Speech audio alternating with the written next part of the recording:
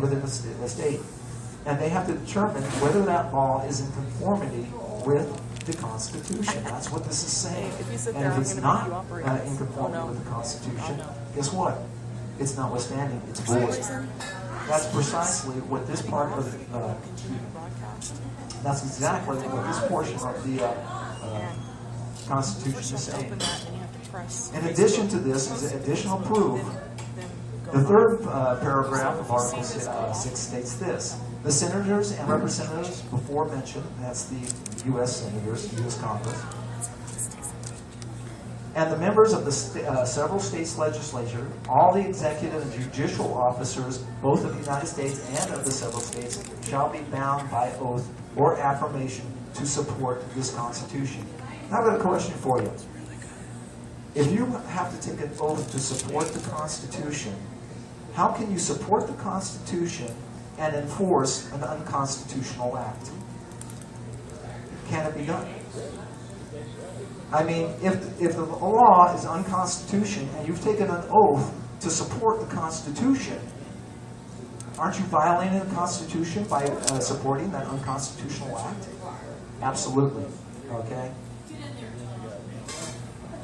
Now, has a state, our state or our counties or our local governments ever violated our Constitution?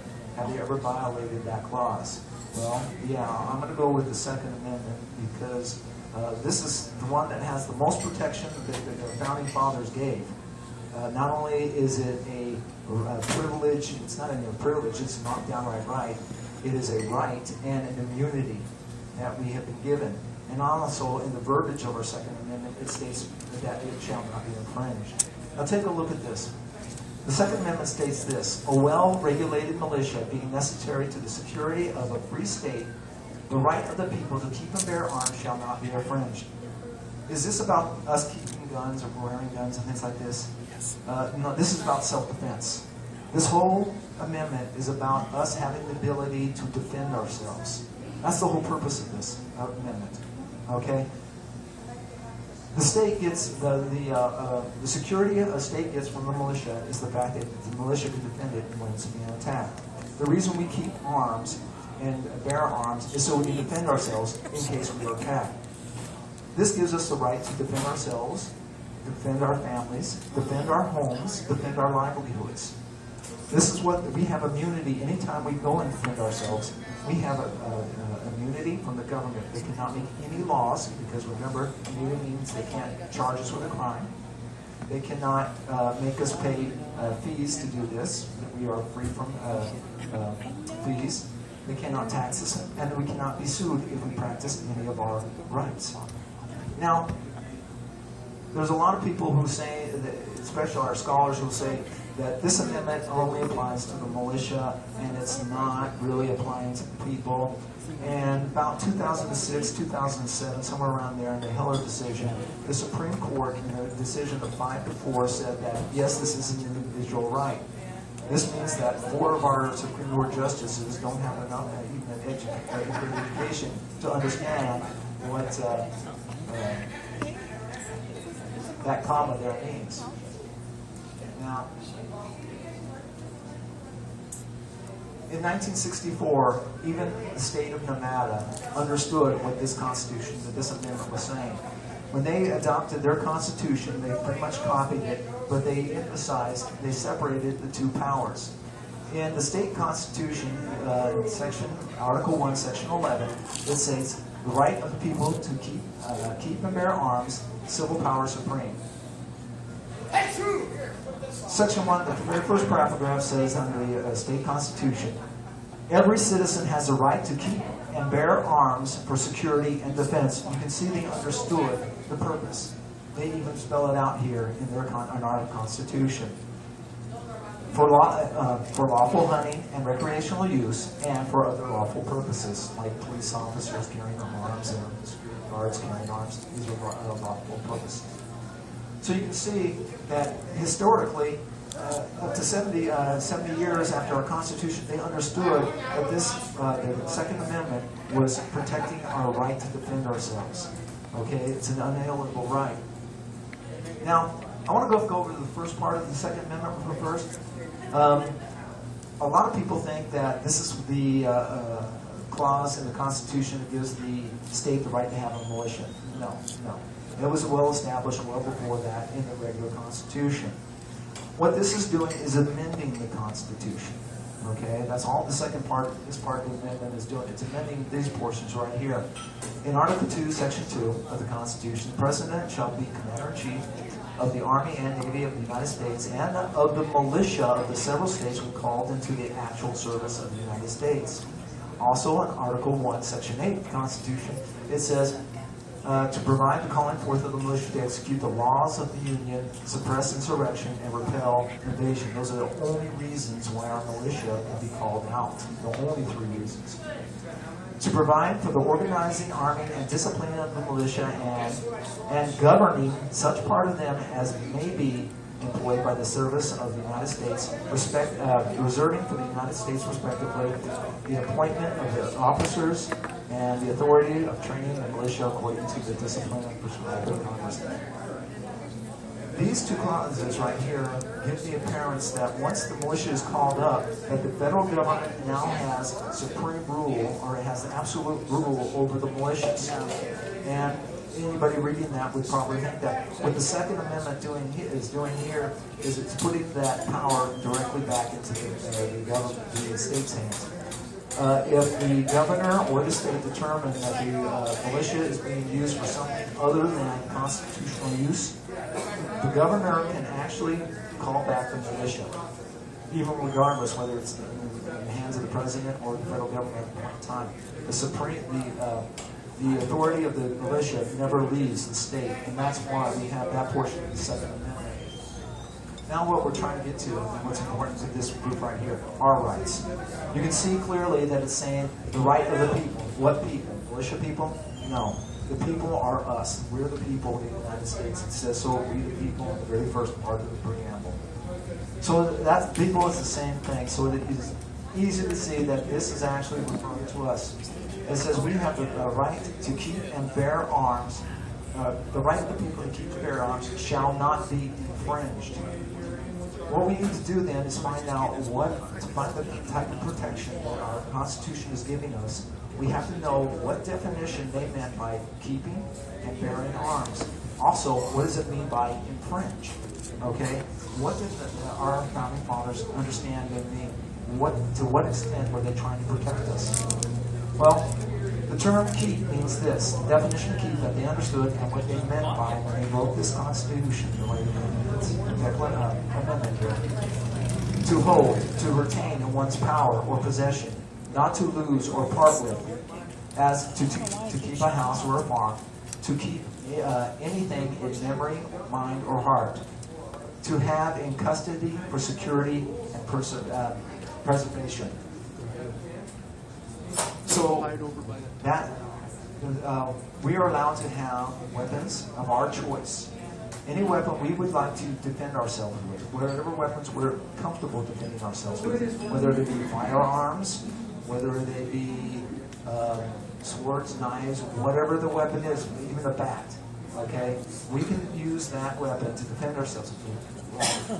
There cannot be any restrictions on that type of weaponry. And we are allowed to keep them in our homes, we're allowed to keep them on our person, and we're allowed to keep them in our vehicles and our carriage. Now, what does it mean to bear? To bear, to carry, to convey, to support and remove from place to place. As they bear him upon their shoulders, the eagle beareth him on her wings. To wear, to bear as a mark of authority or distinction, as to bear a sword, of course, that being on your person, a badge, a name, to bear arms in a coat. Okay, naturally I highlighted this last one. Our founding fathers weren't fools. Okay, they understood that most people, when they carry their arms, have them on their belt and keep them on their belt. They also understand that in the colder weather, when you put a jacket on, those weapons are going to be concealed. Okay. Also, there are certain fashions where people would not want to expose their weapons out there. Okay. Even back in those days, they had fashion statements where they didn't want to have their arms exposed. So they were able to conceal them. Our founding fathers had no problem with that. Also, ladies, guess what? You have the right back then to conceal, have bear arms for your self-defense. And women back there, like today, don't normally like to carry firearms or daggers on their person. They would usually carry their derringers, and if they have lady derringers from even way back then, little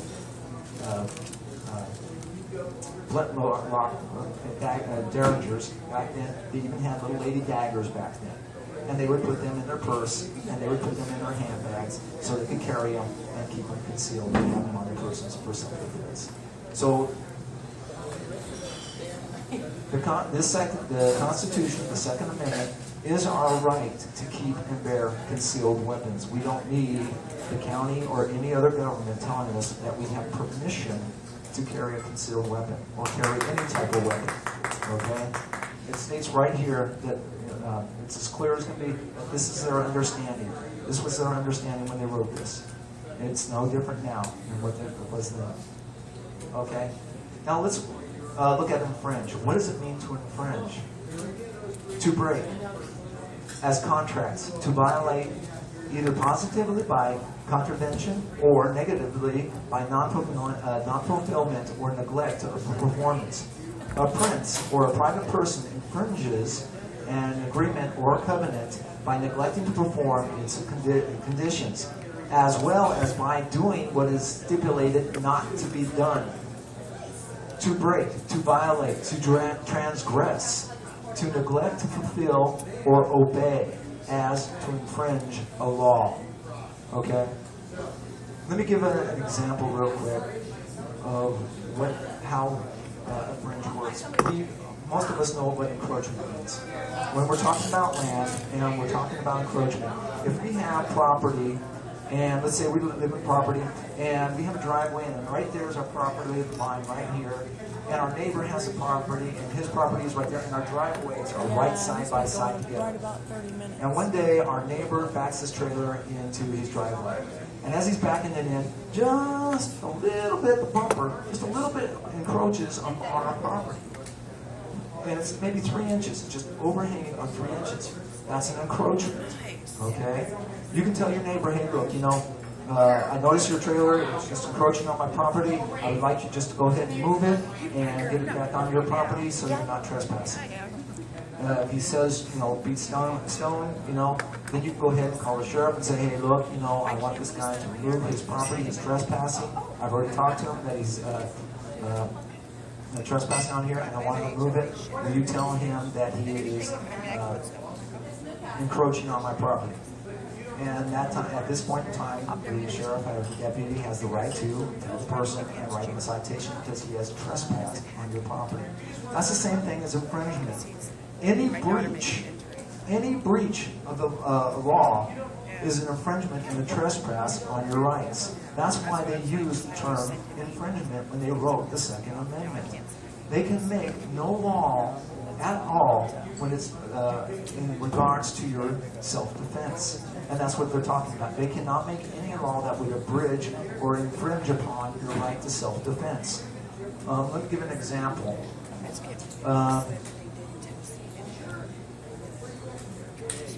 In this state, in this county, we have to, if you buy a handgun, you have to register with the county. Okay, that is an infringement both on the key portion of the Second Amendment, and it's actually, if you look at it in a literal sense, it's also an infringement on the Fourth Amendment right that your persons will be secured, your person and your effects. Okay. The only way that the government has a right to find out what you possess and have on you is if they have probable cause to get a warrant. Okay, that's what the Fourth Amendment states. And you don't want our federal government to force us to register our weapons. It has no value at all. It won't help you from keeping your guns from being stolen. It won't help them find their guns if your guns have been stolen. And if they do recover them, if it's like the federal government, they're going to destroy the guns anyway if it was used in a crime anyhow. So it really doesn't support anything, but it does, if you take a look at the historical incidents. The first thing the Nazis did when they invaded both Poland and Czechoslovakia was go into the police stations, check the weapons registrations, and then they would knock on everybody's door. They would either take the weapons or they would make the people disappear. And they would go into concentration camps. The only reason governments want to have registration of weapons is so they know who has them, so they can go find them and go get them. That's why I'm totally against registration of weapons. Another violation that we do quite common in the county is take a look at, or carry, if you want to carry, you have to get a permit, okay, to carry a concealed weapon. We have immunity. One of the immunity is we will not have to pay fees to work, enforce our right. And one of our fights is to keep concealed weapons. So by charging a fee, they've already violated that right. They've already violated the Constitution. It is a crime for anybody a government to violate the Constitution. So if they try to enforce it, they're actually committing a criminal act by enforcing that law. Another thing that they can't do, well, it's also a violation of the fact that you are able to carry concealed weapons. So the law that they made saying that you can only carry a concealed weapon if you do this, that's an infringement as well. So you can see that, this is irritating. Susan's telling me I have only 4 minutes left. As you can see, they cannot infringe on our rights. They cannot make any breaches, any laws, not at the state level, not at the county level, not even at the municipal level. Certain laws, like one municipal, like you go to Henderson, you cannot have a dagger. You can't even carry it on your person. In Las Vegas, you can carry a dagger as long as it is exposed, open carry. Both those laws are illegal because the government cannot tell you how you can defend yourself. They cannot tell you what weapon you feel comfortable defending yourself with. You can defend yourself with anything. Now, can they make any laws? The Constitution only protects defensive weapons. It does not protect offensive weapons. Anybody who commits a crime is on the offense. So when a person's committing a crime and they're carrying any type of weapon, whether they're using that weapon or not, and they just have it on them, it becomes an offensive weapon. Now, our legislators can make laws regarding that. They can make laws saying that if you're caught with a weapon while in the commission of a crime, you will be sentenced to 20 years in life or whatever. They can do that, but they cannot say what kind of weapon you are going to use to defend yourself. And that is how much protection our founding fathers gave us when they wrote the entire Constitution. That's the presentation. Oh, good God. Thank you so much, Richard. And I really wish we had more time and I had more endurance to learn more about the Constitution because it is very important. And we do have a vast amount of power through the Constitution that most of us don't even know about. So I wish we could spend more time with that, but we have other things that we need to get to. And I forgot to mention the significance of the blue tarp when we were talking about Lavoy Finicum. When he was at the refuge in Oregon, he was interviewed by somebody in the media, and it was so cold there that he was out performing his watch duties. They rotated watch duties, and it was in the middle of the night, and it was very, very cold. And so he covered himself up in his little chair with a tarp to keep the air off of him and the wind and all of that. And so the media then mockingly dubbed him Tarp Man. And the family has embraced that image and the name. And so now this symbolizes Lavoy Finicum. And so I put my little blue tarp on my lapel. So we have blue tarps back there in pins. If you'd like to go get one, you're welcome to it. So now we enter what I like to call the speed dating portion of the program. And this is where the candidates are allowed to present themselves to you. And I'm going to introduce Stan Vaughan first, and then we'll just go from there. So if you're a candidate, get in line and get ready to get up here and tell everybody who you are. Ladies and gentlemen, Mr. Stan Vaughan. Thank you very much. Great hat. My name is Stan Vaughan. My website is stanvaughan.org. And every time I come, I try to give you a little more education about a few issues that I think should be important to you.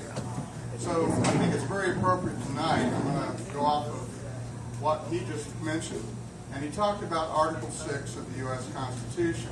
And one of the important things that he brought up tonight was about treaties, about how treaties are part of the law of the land, supreme law of the land. And it also talks about how the executive branch and legislative branch of the states are bound to respect these treaties. So it's very interesting. My opponent in 2013 proposed a bill in this state, and this guy is a graduate of William Boyd Law School. And yet, this particular treaty was the 1946 treaty on the regulation of inter-American automotive traffic. And in that treaty, in Section 4, it says that the state can only issue driver license or privilege cards to those who are citizens of that state. All right? And so, in other words, when they passed this law, they violated the treaty, the 1946 treaty that the United States signed, and the federal government is supposed to enforce this. That the governor signed this into law. All of these legislators said, we're going to violate this treaty, even though it says we can't issue treaties to illegal aliens or to non-citizens. They went ahead and did it and violated that. So I thought that was very important that people should know what's our recourse. You see, this is what's happening. We have complete disrespect for the law in this state. Now, I want to mention a couple of other things just really quick before I go. In the book of, he was asking a question earlier. I'm going to go ahead and answer that question. Because Samuel Adams said that what we want to do is found a government based on John Locke's 2 treaties of government. And in the 2 treaties of government, he said that only the laws can be made that do not violate the Old and New Testament. So they specifically mention the Bible. All right? So I wanted to mention that. In the book of Hosea, it says, the people are destroyed for lack of knowledge, and through knowledge the just are delivered. So I want to talk about another important thing that's being talked about, and he talked about unalienable or inalienable rights, that you can't, those rights are very important. So George Washington, after they asked him as president of the Constitutional Convention, what do we give allegiance to? Are we giving allegiance to a new government? And he goes, no. Allegiance, as we understand that term, is due to no government. It is due only to the paramount power, the people of each individual state, or those that, in their sovereign character as a state, are the parties to this Constitution that make or change or create a delegated authority of federal government. That is the paramount authority, the people themselves, not the government. Now, he said the power under the Constitution will always be in the people themselves. This is George Washington saying this. It is entrusted for a certain defined purpose, for a certain limited period, to representatives of their choosing.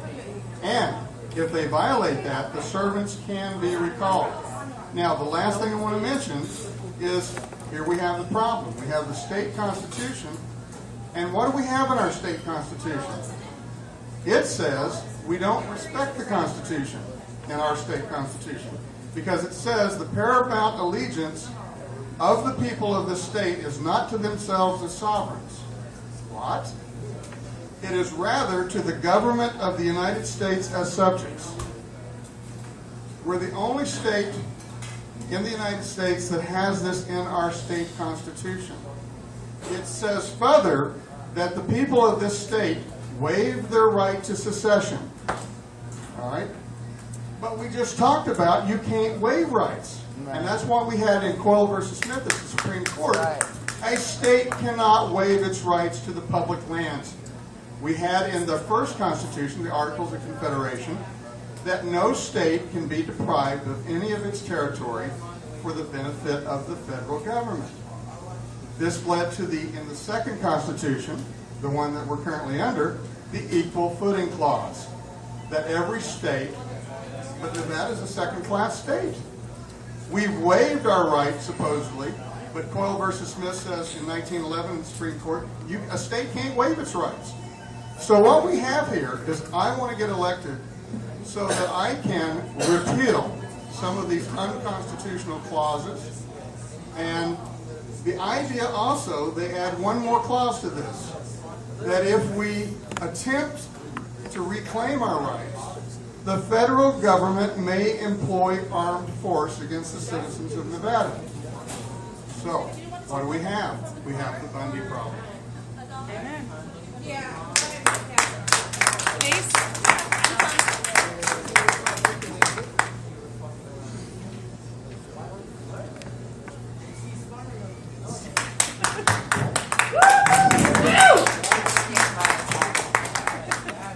Hi, I'm Denise Davis, and I am running for U.S. Senate. We've never seen a U.S. Senator. Microphone, let me tell you where I just came from. It's time, isn't it? Yeah. Every year for the last 12 years,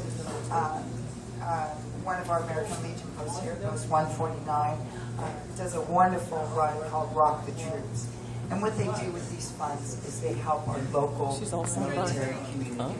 And this is the 12th year. There was over 300 bikers there today. It was just wonderful. So I came straight from that. Normally, I do have nice clothes. I promise. I do have nice clothes.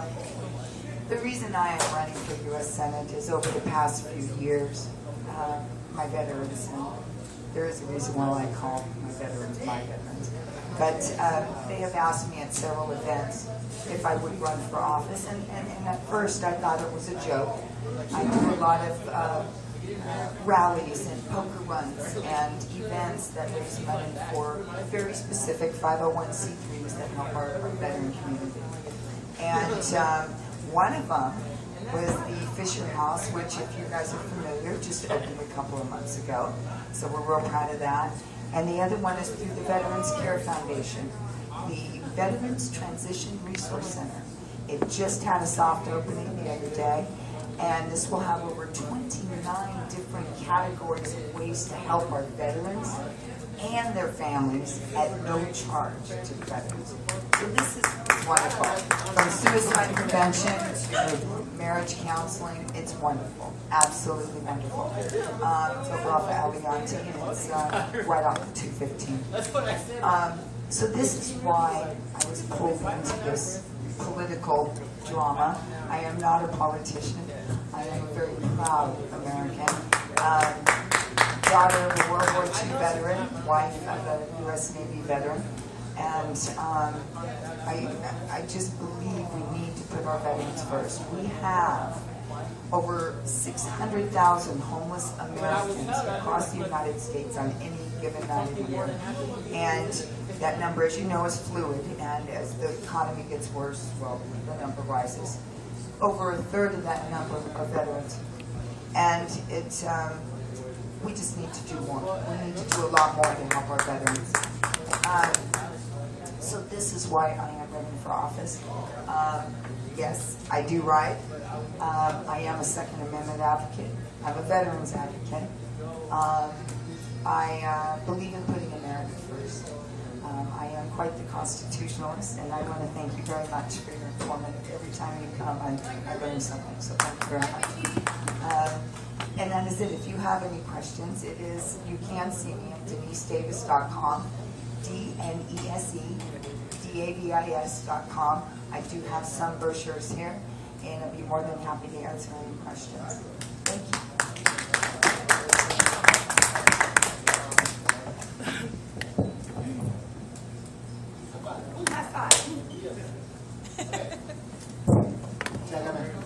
So, you probably don't know me, but that's fine because you were going to.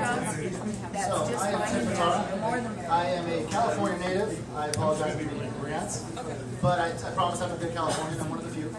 I am running for Congress in District 4, which is Northwest Vegas, up to just below Carson City. Let me tell you why I'm running. I'm a political activist. That's what I do. It's what I gets me out of bed every day.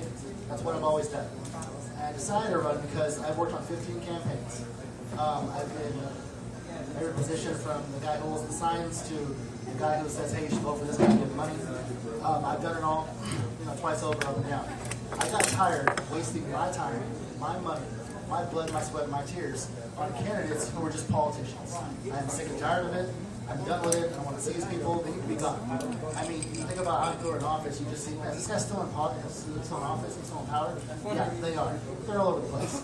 So here's my kind of short little story here. I'm 27 years old. I'm running in the 2018 district election. So I'll be about a little over 29 when I get elected in power. If I get elected. So I'll be your congressman for your 4th district. I will still be within working age by the time the consequences of my votes come to fruition. So think about that for a second. You're worried about your kids, worried about your grandkids, worried about future generations. I'll still be working when the consequences of whatever I vote on are going to come around. So I got to think twice about when I vote for some yay on something or nay on something, how it's going to affect my own life just for me being selfish, but let alone your family as well. That's one reason you should vote for me. Second reason, I'm a political activist. So let me tell you why you should vote for a political activist versus a politician. Politicians want to identify the issue, want to fight about the issue, and then want to, maybe get around to the issue eventually. Political activists are separate. Political activists have a goal. They say, here's the problem, here's the solution, what do we got to do to get to the solution, how do we solve the problem? We have a one-track mind, that's what we do. I've been doing it ever since I was in high school. Think about myself, deal with other people, that's what I do. So I have a few campaign promises. Number one, after the expenses of my office, I will pay myself minimum wage. You're probably wondering, okay, so why? Not because minimum wage should go up, because that doesn't solve anything, but because our cost of living is too high. There's no reason, with all this land available, you should be short of housing. Why your dollar can't stretch any farther, why your $20 bill can't buy you some groceries. There's no reason gas should be this high when we have all kinds of oil everywhere in like every other state. This is ridiculous. People always tell me like, well, so why pay them minimum wage? Because I don't believe a politician or anyone who gets in power should go into office and come out and double their net worth. That is not the way our servants should be treating themselves. And they want another raise. Can you believe this? It's ridiculous. So what I'm going to do, you're saying, okay, so with the rest of the money, what are you going to do? I'll tell you what I'm going to do. If you're in my district, you can go to my website, Petarra.com. You can vote on the charity of your choice. Doesn't matter to me. You're the people. It's your tax dollars. It's your money. Here's what I'm going to do. Every month, deduct on my website how much money for groceries, rent, whatever I got to do to live, basically. Then take out my $330 a week for minimum wage, and the rest goes into a separate pot. And that goes to the charity. You'll be able to track every single month how much money is going towards charity at the end of the year. At the end of the year, what I do is I divvy it up with percentage points. Whatever charity goes to what, that's who gets it. You guys get to vote. It's not my money. It's your money. It's your tax dollars. And that's what I think a true servant people should be doing, taking care of their people. As you can tell, this is probably not going to be very popular among other constitutionalists and other politicians, people in power. Come on, you make us look bad. That's fine. But guess what? I'm going to vote no a lot. A whole lot. Because I don't think you should give $1 billion to Iran, but yet for our homeless veterans, give less than $200 million. That is ridiculous. You should not give countries that hate us and burn our flag billions of dollars in foreign aid. That is ridiculous. My brothers and sisters did not die overseas for you to just erase their memory. That's not right. Our government wastes so much freaking money. You can't imagine it. I mean, I can think off the top of my head, maybe, and I'm stretching it to maybe 5 countries that deserve foreign aid. I'm talking good friends, like the Republic of Georgia, who still left troops in Iraq while they were being invaded in their capital city by Russia. And George Bush did nothing and didn't send in NATO. That's their whole job. NATO's whole job is to counter Russian aggression. That was his failure on his side of the aisle. Barack Obama doesn't get me started. That guy's a joke. Has way more problems than he should even try to count. So here's what we should do. I'm in favor of intervention overseas, only if it benefits America. I've been overseas. I served in the global war on terror, disabled army vet, military police. Woo! So, I understand the need for aggressive foreign policy and filling the needs for American foreign influence. I understand that when America is not at the forefront of the international stage, countries like China build bases in our neighbors in the East and Asia. People like Russia, they threaten countries that should be our friends. Ukraine should be a NATO neighbor. Ukraine should be one of our best freaking friends, but they're not because they're scared of Russia, and Obama does nothing. He transfer control of NATO over to Germany and Sweden. Well, we should be at the forefront of international politics. That's what we belong. That's how you lead the world. I would rather live in an American-led world than a Chinese or Russian world. So I understand the need for foreign policy. However, this debacle in Syria is a joke. I would have never committed troops to that. I would never have supported that anyway because both sides hate us. So I'm here to tell you how it's going to work. My second campaign promise, if I vote to send our boys and our girls downrange to fight, I will ask the President of the United States to send an executive order to send me with them. As long as I'm still able to fight and hold a rifle and march, jump, and shoot, I want to go with our brave men and women because I've never asked my soldiers to do anything I couldn't do, and I won't ask our brave patriots to do anything I would not do myself. So if I'm voting for them to go down range, I'm going with them, throwing me a ruck. Let's go, let's get this done. Let's come back home safe and sound. Campaign problem number 3. You ever notice when election time comes by and you see all kinds of, political offices open up? Oh yeah, come talk to this guy for this, or your congressman has an office open on Tuesdays, noon for 2 hours. Well, no, not me. I want a campaign office in the district year round. If you want to come in, come talk to me or my staff. I will get a hold of you. I want you to get a hold of me. I cannot fix a problem if I don't know it's broken. I want you guys to let me know what's happening while you, because I cannot be an effective statesman if I don't know the problem. So that's number 3. Number 4, I don't know if you guys know this, but our Vietnam veterans have never had a war federally recognized. Never. Ooh. Yeah, it's 2016. Seriously, it takes this long. That was before 1988. I should not be having this problem. But guess what? Day one, I'm going to skip the whole welcome to Congress phase and first day as congressman, and I'm marching down Pennsylvania after. And I'm going to gather as many veterans and people and patriots as I can possibly can. We're not pulling one penny. I'm not asking the federal government or any other government permission to welcome my brothers to his home because we have veterans dying in the streets right now because they're homeless or they take their own lives or suffer from things. That is a disgrace. That is a failure of government on all levels because our veterans should not suffer like this. So I'm not asking permission from anyone to welcome my brothers and sisters home. That's my 4th campaign promise. Day 1, I'm going to do that and make sure at least the 4th district welcomes home our great patriots and they know someone's out there looking out for them on the federal level. Woo! Go boy! So, basically, here's the thing. I'm running in 2018. You're probably wondering, why are you here? You're wasting my time. I really hope I'm not. Because, one, I want to present to you what I call the millennial generation state. This is what I call me and my other friends who are running for relatively young. We are running because millennials feel entitled to something. I don't know what it is. I never did. I was not raised like that. So when I go to college campuses, I tell them, look, you're entitled to one thing, and one thing only in this world, to get up off your butt, to grow up, and to take your country back. Because you fight the wars, you pay the taxes, you're not getting Social Security, and you're going to suffer the consequences of everyone else in office. So that's kind of why I'm running. I lost 6 brothers down range. They're going to come back home. And I just kind of figured, how do I best honor them? I've always been a political activist. I've always been a veteran supporter. I've always tried to help out people that I can. Generally be a good citizen, but you can't do that when the federal government has their shackles over your throat. They're taking on your money and they're making your costs less. So I want to help all Americans, no matter what side of the aisle. That's why, I think with the exception of 2 people, my whole campaign staff is below 35. I think it's got to be close to half or even a little more are all veterans, because the veteran community is coming together. Because no one takes care of the veterans like the veterans. And we're coming together to solve the problem of veteran homelessness. On my website, I have a plan to solve veteran homelessness in 3 to 5 years. To solve homelessness in general in 5 to 10 years. Even if it takes longer, it's still a step in the right direction. But at least we're getting solutions out there. And that's why I think you're missing in today's political spirit. You got people on both sides yelling at each other. That's solving anything. You got Trump and Cruz yelling about each other's wives. You don't care. How are you going to fix America? Who cares about your wives? Here's my thing.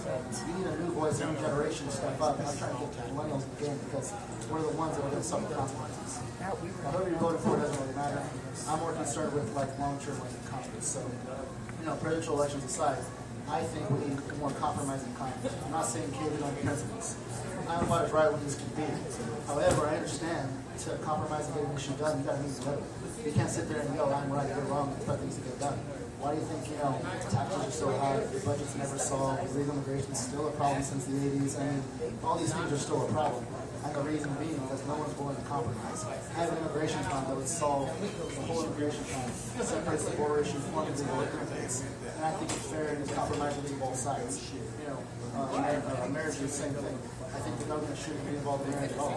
But how to fix that is by making the tax system change so it's not incentivized to lie on your marriage for whatever purpose at all.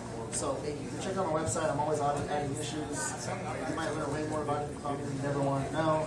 But at least you get, a game plan of how I view things. And I think that's important because while most people get in the office and they give you a website, they'll tell you something like, I support the Second Amendment. I'm pro-gun. Yeah. Okay, well, murder's wrong. And, like I said, blanket statement's all wrong too. My website's different. I give you the exact thought process of what I think and how I think. And the reason I do that is because I want you guys to understand where I'm coming at on a vote. How I think the government screws up just about everything it touches, including the military. So I think, to give them more power or to give them more information or more stretch over something is just idiotic to me. What I want to do in general is kick more stuff down to the states. For example, the VA health system. The VA health system is a joke. I personally didn't want to think it's a bigger joke, and it's a lot of waste of money. I mean, you're talking millions of dollars wasted on giant hotel looking hospitals that don't do anything. Because you can't see a doctor for 6 months to 8 months at a time, every appointment. So what I want to do is change the healthcare system to the VA and split it from the federal level to the state level. That way, every state is already managing its own hospitals, but the responsibility lies with the states. So if the state has poor reviews by veterans, and no veterans are retiring in the state or leaving to that state after service, well, what happens? Well, your system probably sucks. That's why Nevada has a lot of veterans, because they make the extra effort as far as the state government to take care of the veterans. I think a free market approach like that to any issue is how you solve problems. So you diversify the government, make sure it's not as big on the federal level. I'll give you a buzz now. Can I text you at that number too? That's kind of my approach to it. But Timothy for Congress.com, look me up. I look forward to talking to you for 2 more years, 5 minutes. We'll see you again.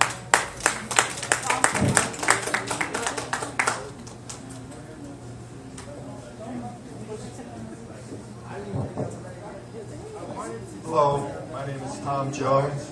I'm running for the United States Senate. My website is tomjones.com. I have a blog on there that I put on issues that I'm dealing with. I have suggestions that plans that I'd like to implement. But give you an overall of I'm pro-God, pro-country, pro-family, and pro-constitution. I'm against illegal aliens. I'm against increased taxes. And I'm against big brother government. And one of the things I feel that we really have to do, it's a local issue, it's a state issue, but I think we have to address the issue of government overreach here in Nevada. We're talking about the Bundy incident, we're talking about the government taking our lands, and myself, Mike Little, who will probably be speaking shortly, and Warren Markowitz just sent a letter to the governor, telling him that it's about time that our governor did something to get Nevada lands, because we own the lands, especially in Clark County here, and parts of Nye and up through Lincoln and White Pine. We have a lot of proof that says that we own the land, and I'm asking Mike Little to come up here and tell you more about it, because we're getting involved with an action if the governor doesn't act. And, we're working to get, we feel that if we can prove that owns the land, the government has no standing in their action against Bundy. They overreached their lands, they said, terrorists out to take Bundy's cows and his land from him, and he was just defending himself. He was just talking about we have a right to defend our property.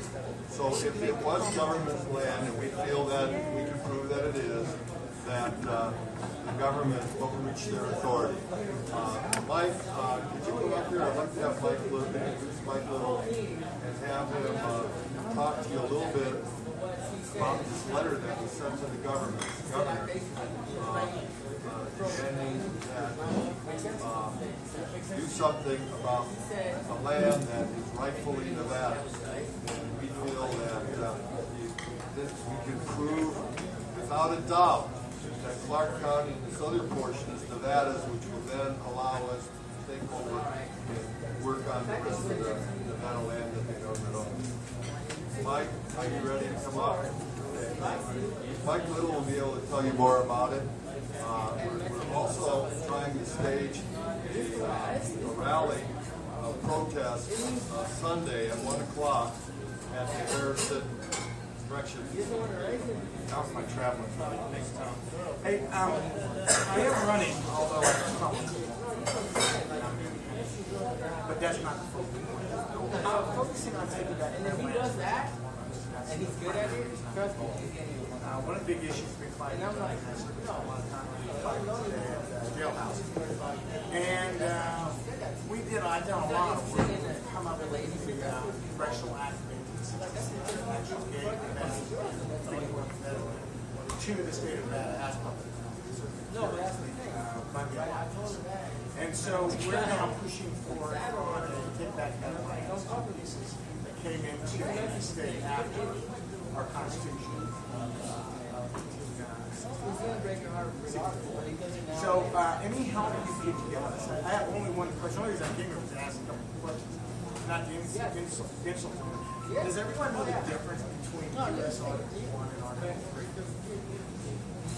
Do you know the difference? What would be the difference? Okay. Does everyone know the difference between Article 4 and Article 6?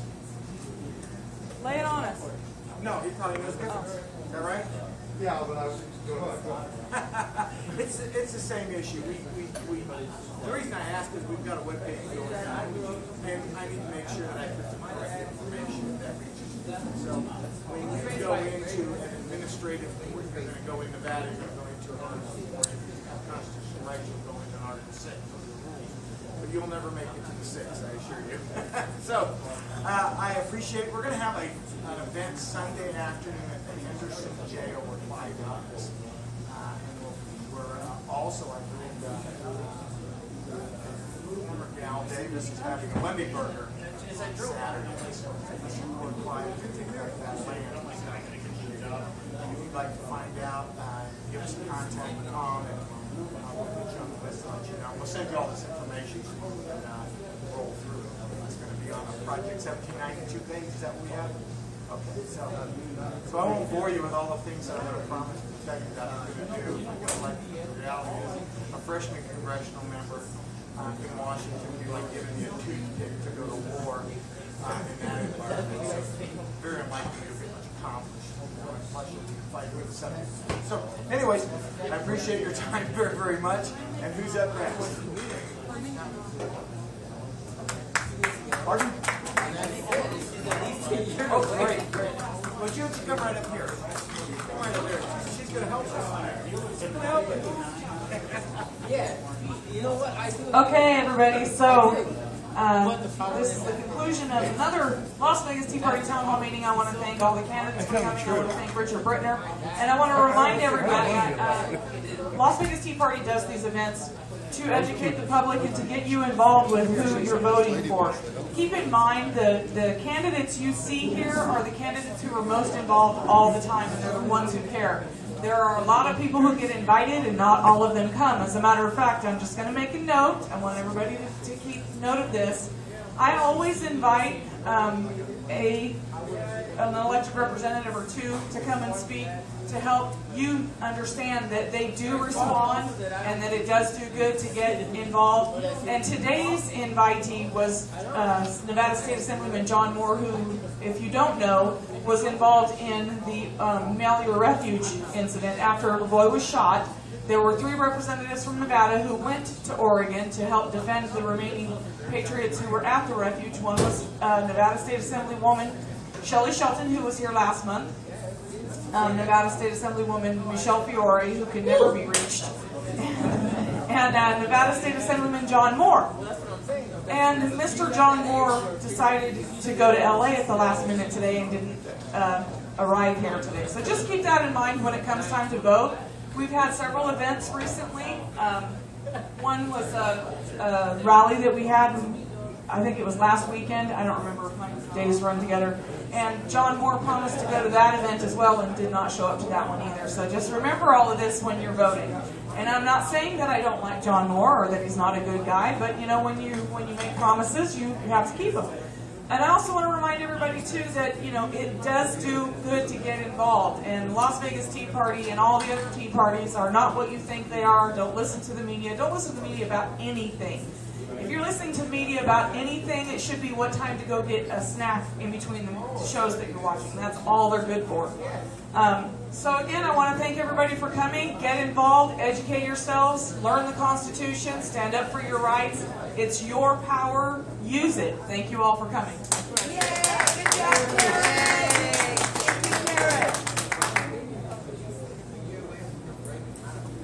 Somebody give me a shot.